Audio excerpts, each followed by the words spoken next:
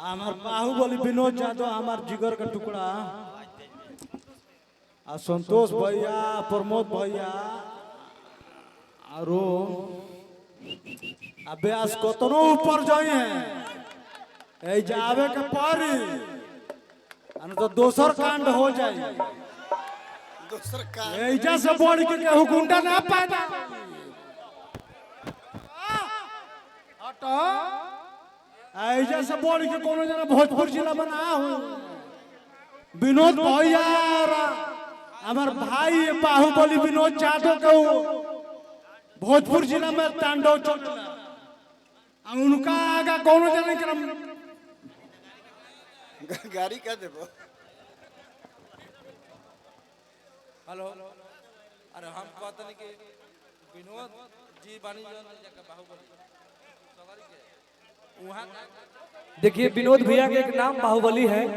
हालांकि वो हर वर्गों के लोगों से प्यार करते हैं और सारे कलाकारों से प्यार करते हैं और मैं यहाँ पे मोहब्बत में आता हूँ और विनोद भैया से हमारे को अच्छा रिलेशन करवाने वाला हमारे जिगर के छल्ला बीने भैया के माध्यम से हमारे को बहुत अच्छा रिलेशन बनल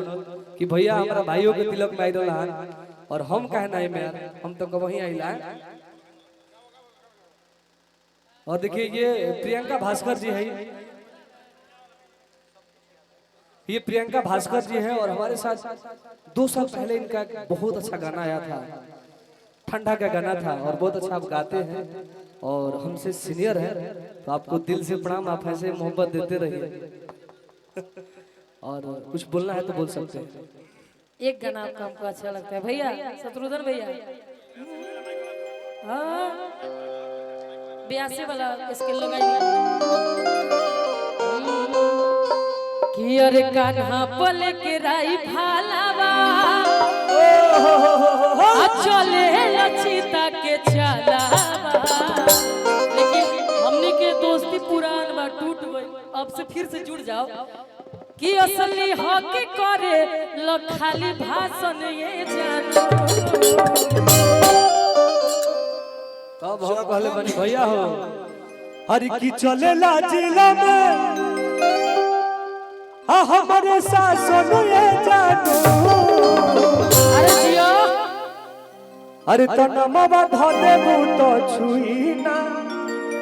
पर शासन ये जानो।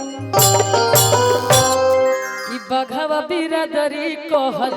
जला हिराना के अरे की टुन टुन तहार होवे जदुवंशी घराना कि नेता अरे की और उन हमार होवे जदुवंशी घराना। ब्यासी कि नेता हो कि विधायक हो हीरो हो कि खलनायक हो काऊ हटे दरोगा थाना के कि बघवा बिरादरी कहल जला हिराना के बघवा बिरादरी कहल जला हिराना के हमार हो अरे बघवा बिरादरी कहल जला हिराना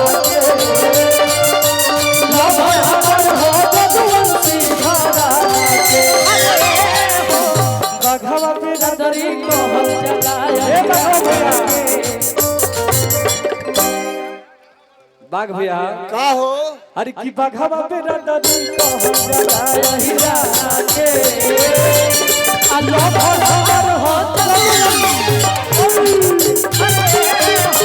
बघवा बिरादरी कहल जला हिराना के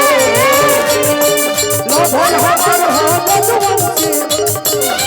कुछ बोला पटाट देलू लगे ना डर बोला खानदान के पटवा कुछ बोला पटाट दिल लगे ना का डर बोला कवन खानदान के पटवल ए छेद छेद हो जाए तोरा बाकी ये बात जी। देखिए हमारे अपने लोगों की तरफ से बहुत बहुत पुरस्कार बा। क्या बात लेकिन गलत बात रहुए कह देता लोग एनियो हम साथ देता नहीं ना भाई दो ई समय कंप्रोमाइज ना इनकरो के कि छेद छेद हो जाए तोरा बाकी में रे मारो सिक्सर के 6 गोली छाती में रे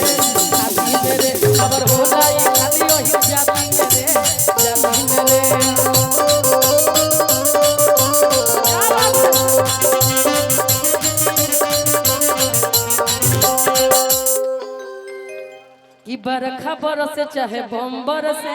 तोहरा से मिले खातिर मन करसे बरखा बरखा से बम बरसे तहरा से मिले खातिर बम बरसे बरखा बरसे चाहे बम बरसे तोहरा से मिले खातिर मन करसे भैया भैया भैया हर की को वो छुट्टी ना याद आती है जानू हर की को वो छुट्टी ना याद आती है रामू एक तू ही तो भाई है यार क्या बात है कि कुछ भी बोलता है तो इनका कुछ अलग चीज है ये हमें कभी कुछ भी बोल सकते हैं अभी अभी सब छोटी बात ये अनुमति मैं इनको हमेशा दिया हूँ है ना ये हमारे बड़े भैया रामू भैया के देन रामू भैया संतोष भैया अरुण जी के देन में कमेजा बानी अच्छा कि ऐसा धइले बड़ छुआवा के लतिए जानो हमरो थोड़ा सा देख आ भैया रे कि ऐसा धइले बड़ चुमावा के लतिए जानो ऐसा धइले बड़ चुमावा के लतिए जानो घरे आई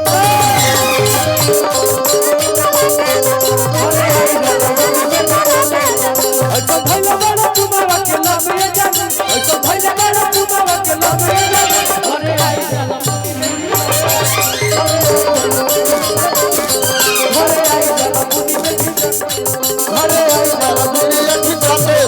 कियो सोहबुक बनी